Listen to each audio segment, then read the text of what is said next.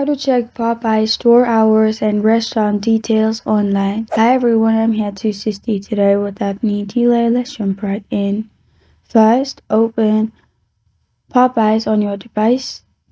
Here, click on restaurants at the top. After you click on restaurants at the top, here type in your location. After you've typed in your location, at the bottom you'll find all the stores.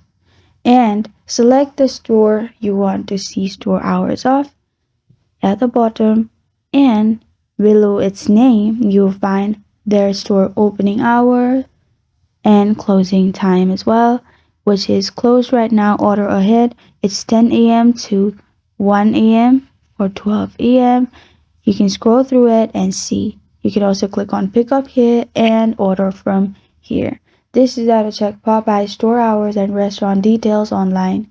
Thank you for joining me today. If this video helps you out, please leave a like and subscribe for more. Got a question or want to suggest a topic, comment below. Thank you for watching.